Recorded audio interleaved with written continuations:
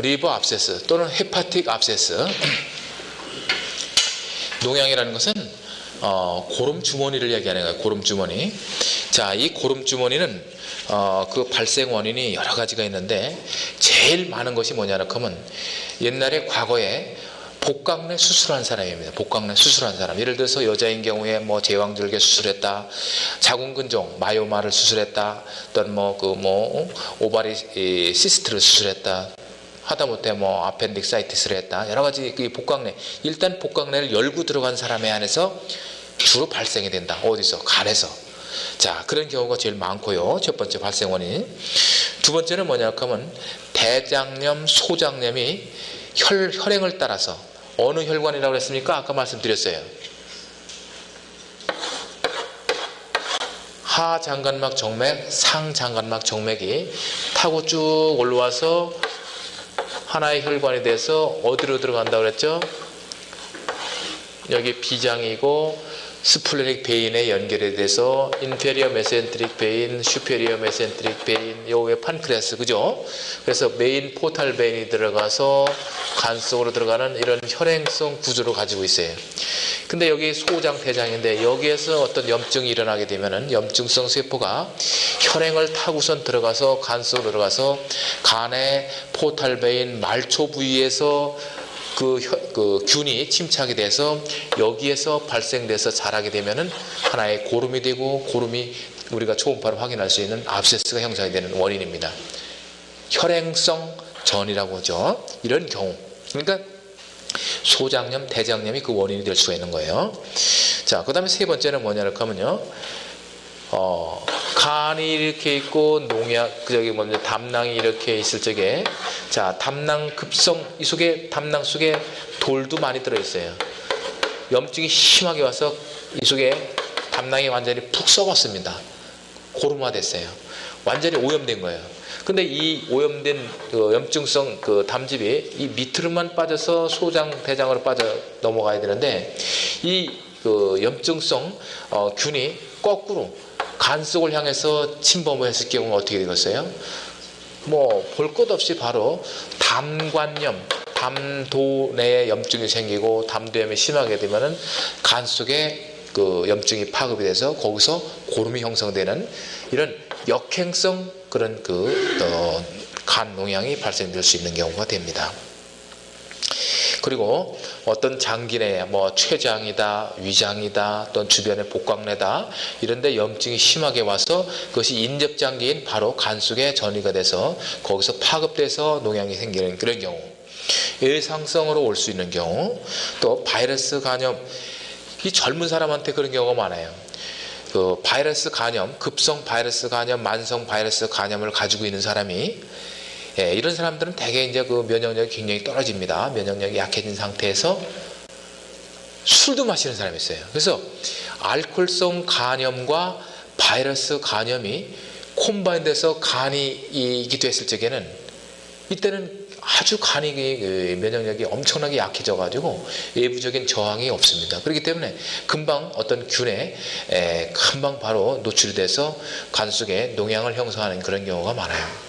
그런 경우, 또 노년층으로 다 저항력이 떨어진 사람들한테 올 수 있는 기회감염, 그리고 물론 간 농양은 이제 병기에 따라 이제 틀리겠습니다만 그건 좀 더 설명드리기로 하고, 또 예후가 나쁘고 치사율이 상당히 높습니다. 자, 그런데 환자들은 간 농양의 특징이 뭐냐고 하면 휘버출, 상당히 춥고 한축이나고 이런 상태로다고 환자의 증상이 이루어지는데, 대개가 이제 감기, 몸살, 편도선염 이런 거로 생각을 하고 약을 사 먹고선 도저히 안 들으니까 그때서 병원에 오는 경우가 많습니다. 그래서 간 농양은 이제 초기 상태가 있고 말기 상태가 있어요. 즉 초기 상태에서 어느 정도 진행되면은 초음파상의 초기 상태와 말기 상태의 진행된 모습이 전혀 틀립니다. 이제 그것은 이제 좀 보면 합니다만은, 자, 그렇게 이제 발생 원인을 그렇게 썸머리해서 드릴 수 있고요. 그다음 환자 증상은 지금 말씀드린 대로 열을 동반하고, 그다음에 오한을 나타내고, 상복부, 우상복부가 통증이 심하고, 간 기능이 비정상이고, 때에 따라서 황달이 있을 수가 있고요. WBC 상승 심하면 구토까지 일어난다. 이렇게 이제 말씀을 드릴 수가 있어요. 자, 간 농양. 간에 발생되는 농양의 거의 대부분은 뭐냐를 하면은 아메바성 간농양입니다. 그러나 지금 말씀드리는 화농성 간농양도 화농성, 이것은 파이오제닉 압세스, 그리고 우리가 흔하게 볼 수 있는 아메바성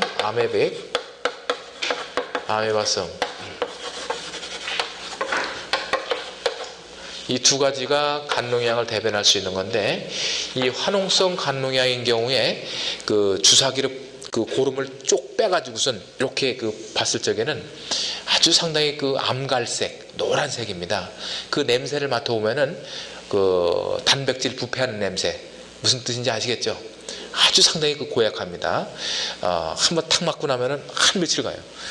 그리고 이 아메바성 같은 경우는 그 주사기로 쭉 뺐을 적에 칼라, 저기 그 초콜릿 칼라, 그런 포도주 색깔이 나와요. 탁 맡아보면 큰 냄새부터 시금털털한 냄새가 나죠. 자, 이 화농성 간농양, 아메바성 간농양, 이 두 가지가 있는데, 이 화농성 간농양인 경우는 니들 아스피레이션을 해주면 좋아요.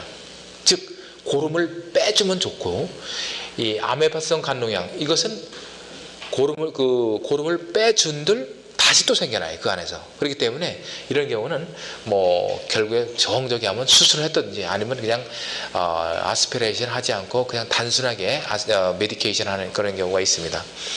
자, 그래서 이 화농성 간농양이나 아메바성 간농양이나 똑같이 그 발생되는 그 시기에 따라서 초음파상에 보여지는 모습이 틀려요.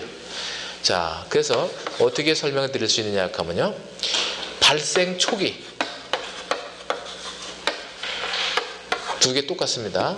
그 다음에 발생 후기, 저는 이렇게 설명을 드리고 싶은데요, 발생 초기라는 것은 불과 발생되고 나서 보통 일주 이내를 갖다가 설명드릴 수가 있습니다. 발생 초기라는 것은 일주 이내, 그 발생 후기라는 것은 일주 이상을 제가 설명을 드릴 수 있는데, 이것은 왜 제가 이렇게 설명을 드리냐 하면, 발생 초기라는 것은 초음파상에서 봤을 적에 간 속에 어떤 우리가 생각하는 고름덩어리를 형성한 상태가 아니에요.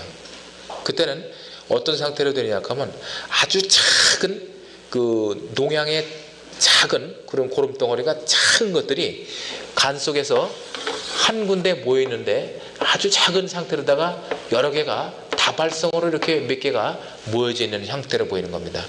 결국에는 이것이 하나의 커다란 그 캡슐 내부로 들어가서 고름화된 상태로 되는 것은 그때는 그 발생 후기로 볼 수 있는 것이고, 캡슐이 형성되지 않고 작은 저음형 결절들이 한 군데 모여있는 상태로 보일 적에는 그때는 발생 초기로 다 본다는 그런 내용입니다. 초음파상에는 그렇게 보여요. 그래서 화농성 간농양이나 아메바성 간농양의 발생 초기는 작은 저음형 결절들이 한 군데 모여있는데 피막이 형성되지 않고 마진이 불규칙한 상태로다가 보여지면서 환자의 증상이 아까와 같이 쉬버 치를 동반하는 상태가 됐을 경우는 이것은 틀림없는 초기 상태의 간농양이다, 이렇게 볼 수가 있습니다.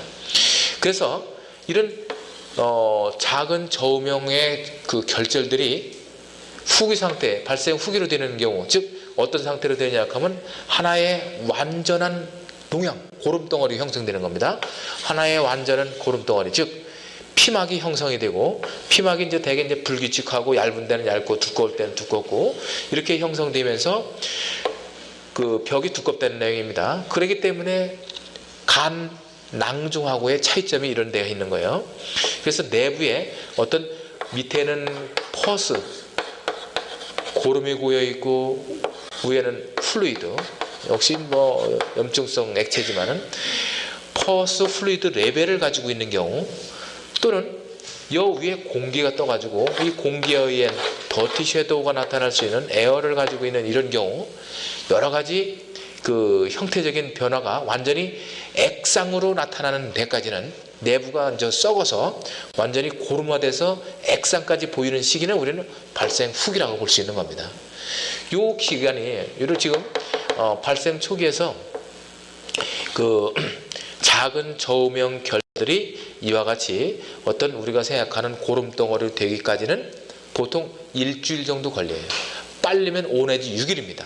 늦은 경우는 1주 내지 2주, 더 심한 경우 2, 3주까지 있습니다만 그렇게까지는 않고, 대개가 1주에서 2주 사이에 이런 고름덩어리로 변화됩니다. 환자가 오는 시기는 이때 오는 것이 아니고 갖은 약을 다 사먹고 안 되다가 요런 시기에 오는 경우가 많아요. 그런 시기에. 그래서 초음파로 찾기는 여기는 어렵습니다. 조금 어려워요. 그러나 이 시기에 왔을 경우는 초음파로 쉽게 찾아낼 수가 있습니다. 자, 그래서 아까도 말씀드렸다시피 화농성 간농약인 경우는 주사기를 뽑아 니들 아스피레이션 또는 배액법을 통해서 빼주는 게 좋고, 암에마성인 경우는 그냥 메디케이션 하든지, 심한 경우는 그냥 오피를 한다. 이 화농성 간농약인 경우에 초음파 유도화 니들 아스피레이션이라는 말을 많이 들어봤을 거예요. 초음파 유도화의 니들 아스피레이션, 즉 환자를 예를 들어 간에 농양이 있다 하게 되면은 이와 같은 상태로다 오른쪽 옆으로 이렇게 두어놓습니다. 여기다 베개를 받치고서 환자가 두어놔요. 그리고 초음파로다가 늑골과 늑골 사이에다가 초음파로다가 스캔을 해가지고 몇 센치 깊이의 초음파로 리니어 프로브 같은 걸 하게 되면은 몇 센치 깊이 내에 그 농양의 한 중앙이 있다. 이렇게 표시를 해줘요. 요 부위에다 찔러라 이거죠. 표시를 해주고 몇 센치 깊이, 뭐 방향은 대개가 이제 수직으로 찌르게 표시를 해주는데, 몇 센치 깊이 여기서 수직으로 찌르겠다. 그리고 표시를 해주게 되면은 여기를 전체적으로 소독을 하게 되죠. 옆구리에도 소독을 하게 되고, 그리고 포를 씌우고선 초음파는 요 밑에서 이제 프로브를 간을 갖다가 스캔을 하게 되는 겁니다. 스캔을 여기서 하게 되고, 술짝, 그러니까 니 아스피레이션 하시는 분은 여기 나와가지고선 여기다 이제 주사기로다가 예를 들어서 5cm 깊이다, 그러니까 5cm를 맞춰가지고 니들을 갖다 꼽게 되는 거죠. 그러면 니들이 이 속에 들어가 있는 것이 초음파상에서 니들까지 보이고, 니들의 팁이 정상적으로다가 농양의 한 주황까지 들어가 있는지를 확인해 주는 거죠. 됐습니다. 들어갔습니다. 빼십시오. 이렇게 하면 여기다 이제 주사기가 푹 들어갔을 거 아닙니까? 그죠? 주사기가 들어가고 속에 들어가 있을 거고, 니들 팁은 농양의 한 주황에 들어가 있고, 그래서 이제 주사기를 잡아 당기는 거야. 이렇게 당기면은 이제 고름이 빠져나오게 되는데, 이 고름이 너무나 찐덕찐덕하기 때문에 잘 안 빠져요. 한참 동안 잡아 당기 있으면 밑에 조금 이렇게 올라오게 되죠. 이랬을 적에 이제 주사기만 니들 자체, 이 주사기는 그냥 꼽아 있고 시린지만 빼가지고 짜고, 짠 만큼 노말 셀라인을 채워가지고 다시 또 쑥 집어넣으면은 이 안에가 빠진 만큼 노말 셀레인이 들어가서 희석이 될 거 아닙니까? 그렇죠? 그렇게 한 상태에서 또 빼고, 그렇게 여러 번 해서 빼낸 상태에서 완전히 빠졌다. 초음파상에서 확인을 드리는 겁니다. 아무리 스캔하더라도 시스틱한 패턴이 전혀 안 나온다. 그때는 이제 안티 1앰프를 까가지고선 여기다 이제 집어넣고 이제 주사기를 빼고 나오죠. 그렇게 되면 이제 상당히 빠른 시간 내에 회복이 되는 건데, 사실은 여기서 빼진 고름 자체를 갖다가 병리과로다 검사실을 보내서 배양을 시켜서 항생제 A, B, C, D, E, F 쭉 있다는 항생제가 있을 적에 여기다 넣어봤을 적에, 이것을 배양을 시킬 적에 A라는 항생제를 균을 보니까 거의 그 한 80%다 죽고 20%는 아직도 살아있다. 여기 50%뭐 주고 이렇게 그 우리가 확인할 수가 있어요. 근데 뭐 D라는 항생제를 보니까 완전 전멸을 했다. 그러면 여기에 균에 맞는 항생제는 바로 뭐예요? D죠. 그럼 요 D만 그냥 집중적으로다가 그 아이브를 하든지 뭐 투여를 하게 되면은 상당한 효과를 볼 수 있는 것이 바로 이제 화농성 간농약의 니들 아스피레이션입니다. 그래서 초음파 유도화 니들 아스피레이션을 하는 방법은 초음파 우리가 해야 될 사항은 정상적으로다가 몇 센치 깊이에 어느 방향에 있다. 또 우리가 이걸 해줄 적에는 제일 중요한 것이 큰 혈관을 피해서, 왜냐하면 큰 혈관을 찌르게 되면 큰일 나니까 큰 혈관을 피해서 거기를 갖다가 이렇게 맞춰줘야 할 필요성이 있고, 환자한테 주지할 적에 예를 들어서 늑골과 늑골 사이에다가 주사기가 들어가 있습니다. 이때 기침을 한다거나 재채기를 한다거나 그렇게 되면은 잘못하다가는 니들이 휘든지 들어간 니들이 휘든지 아니면 리버 자체가 상당히 그 데미지를 입고 짜게 될 수 있으니까 그런 점을 갖다가 주지를 시킬 필요성이 있습니다. 자, 그래서 간농약에 대해서는 이렇게 이제 설명을 드리고요.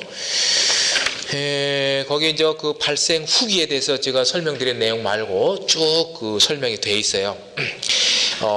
그 화농성 간농약인 경우에는 대개 이제 그 다발성으로 보이는 경우가 많아요. 그리고 아메바성 간농약인 경우는 그 간 위협에 아주 상당히 커다란 병소로다가 하나만 단일 병소로 나오는 경우가 많고, 자, 제가 지금 설명을 드리는 내용 중에는 화농성이냐 아메바성이냐 이걸 굳이 논할 필요성은 없다 이거예요. 사실은 그걸 빼봐갖고선 그 조직검사 해보면 금방 알기 때문에 그 문제가 없는데, 굳이나 확인해라 이렇게 하면은 그 아메바성 간농약 같은 경우는 횡격막의 어떤 부분 파괴나 우리가 쉽게 알 수 있는 그 프로나 에피전, 늑막 삼출액 이런 것이 보여졌을 경우에는 그때는 간 속에 보여지는 농약은 이것은 아메바성일 것이다 라고 추정을 할 수가 있는 겁니다. 자, 그래서 이제 그 초음파 소개는 그 정도로 말씀을 드리고, 그 치료에서는 지금 말씀드린 대로 화농성 간농약의 경우는 그 전신 폐혈증이 발생되기 전에 아스피레이션을 하든지 아니면 로백토미 간 절제술을 해서 잘라내든지 이런 그 시술이 필요할 것이고, 아메바성 농약인 경우는 뭐 크게 수술이나 배액법 하지 않고 단순하게 그냥 약물 치료를 한다. 이렇게 이제 알아두시면 되겠고요. 잘 치료가 되면은 뭐 정상적으로 대치가 된다는도, 아니면 사이즈가 작아지면서 상당히 그 낭중으로 남는 경우, 이렇게 뭐 몇 가지로 볼 수가 있습니다. 화농성 농약인 경우에 이제 단일 병수인 경우는 8%의 어떤 사망률이 있고, 다발 병수는 자그마치 71%나 사망 확률이 있기 때문에 전신 폐혈증이 왔다고 하면, 특히 노인성인 경우에 어떤 뭐 그 면역력이 떨어진 분들한테서 이런 간농약이 심하게 다발성으로 왔다? 이것은 거의 뭐 사망 확률이 높다고 이렇게 볼 수 있는 겁니다. 자, 전신 폐혈증 아시죠? sepsis로 가는 거 상당히 무서운 질환이죠. 자, 초음파 소견을 보겠습니다.